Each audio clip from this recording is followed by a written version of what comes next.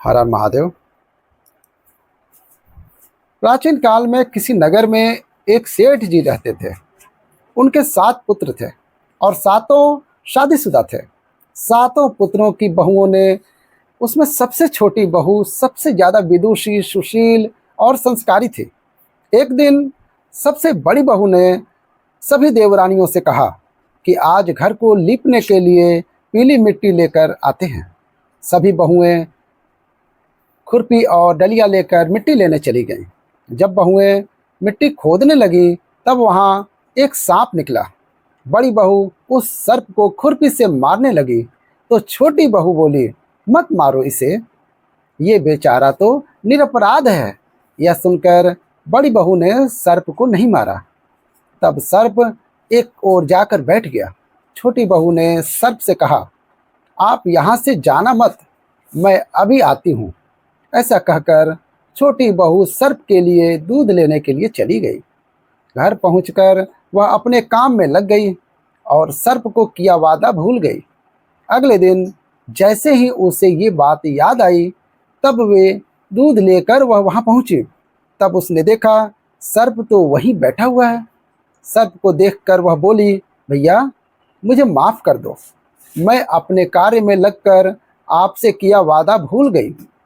तब सर्प बोला, मुझसे झूठ बोलने के लिए मैं तुझे अभी डस लेता, लेकिन तूने मुझे भैया कहा है, इसलिए मैं तुझे छोड़ रहा हूँ और आज से तू मेरी बहन है, तुझे जो चाहिए मांग ले। छोटी बहू बोली, भैया मेरा कोई नहीं है, मुझे एक भाई मिल गया, मुझे और कुछ नहीं चाहिए। बस जब भी मैं अपने भाई को पुकारूं तुम चले आना। कुछ दिनों बाद सावन के महीने में सेठ जी की सब बहुएं अपने अपने पीहर जाने लगी और छोटी बहू से बोली, तेरा तो कोई भी पीहर नहीं है, तू कहाँ जाएगी। यह सुनकर छोटी बहू बहुत रोई। तब वही सर्प एक मनुष्य का रूप धारण करके उसके घर आया और बोला, मेरी बहन को भेज दो। तब सबने कहा, इसका तो कोई भाई नहीं है। तो वह बोला, मैं दूर के रिश्ते का भाई लगता हूँ। इस तरह विश्वास दिलाने पर घर के लोगों ने छोटी बहू को उसके साथ भेज दिया। रास्ते में उसने छोटी बहू को बताया, बहन मैं तुम्हारा भाई सर्प हूँ और तुम्हें अपने साथ अपने घर नागलोक ले जाने आया हूँ। तुम डरना मत, तुम मेरी पूंछ पकड़ लो। छोटी बहू ने सर्प के कहे अनुसार किया। जैसे ही वह नागलोक पहुँची, नागलोक के धन ऐश्वर्य को देखकर छोटी बहू चकित रह गई। सर्प उसे अपनी माता के पास ले गया और बोला, माता ये मेरी बहन है, इसने मेरी जान बचाई थी और यह कुछ दिन हमारे साथ रहने आई है। सर्प की माता ने छोटी बहू को गले से लगा लिया। अब वह वहाँ खुशी खुशी रहने लगी। वहाँ शेष नाग के बहुत छोटे छोटे बच्चे जन्मे हुए थे। वह रोज देखती कि माँ सभी को रोज दूध ठंडा करके घंटी बजाती। घंटी की आवाज़ सुनकर सभी बच्चे जो सांप के थे आकर दूध पी लेते थे। एक दिन वह माँ से बोली, माँ आज मैं दूध ठंडा कर देती हूँ। अभी दूध ठंडा भी नहीं हुआ था कि उसने जल्दबाजी में घंटी बजा दी। घंटी की आवाज़ सुनकर छोटे छोटे सांप दौड़ पड़े। दूध पीते ही कईयों के फन जल गए।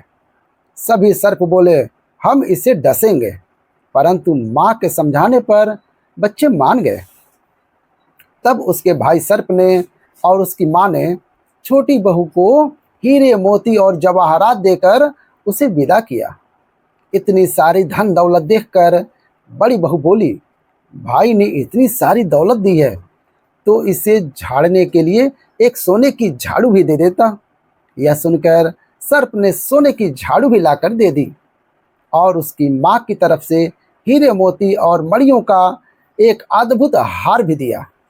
उस हार की प्रशंसा सारे नगर में होने लगी। जब यह प्रशंसा नगर की रानी ने सुनी तो उस हार को पहनने की इच्छा उसने राजा को बताई। राजा ने तुरंत अपने सैनिकों को वह हार लेने के लिए भेज दिया।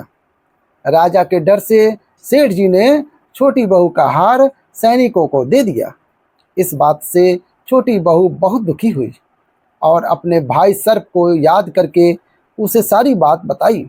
सर्प बोला, बहन तुम दुखी मत हो, राजा खुद तुम्हें वह हार लौटाने आएंगे। रानी ने जैसे ही वह हार पहना, वह हार सर्प बन गया और रानी ने डर कर वह हार फेंक दिया। यह देखकर राजा ने छोटी बहू को उपस्थित होने का आदेश दिया। सेठ जी स्वयं छोटी बहू को लेकर गए। राजा ने छोटी बहू से पूछा, तूने क्या काला जादू किया है? छोटी बहू बोली, राजन मुझे क्षमा कीजिए, यह हार ऐसा ही है। ये हार मुझे मेरे भाई ने दिया है। इतनी देर में वह नाग वहाँ प्रकट हो गया। नाग बोला, यह मेरी बहन है और यह हार मैंने इसे दिया है। यह देखकर सभी लोगों ने नाग देवता को प्रणाम किया, क्योंकि उस दिन पंचमी तिथि थी, इसलिए उस दिन से नाग पंचमी का त्यौहार मनाया जाता है। तभी से सभी स्त्रियां सर्प को अपना भाई मानकर उसकी पूजा करती हैं। तो दोस्तों, कैसी लगी आपको आज की ये कथा? ऐसी और कथा सुनने के लिए हमारे चैनल महादेव के भक्त शर्मा जी को सब्सक्राइब करें और बेल आइकन दबा दें तथा कमेंट में हर हर महादेव जरूर लिखें। हर हर महादेव।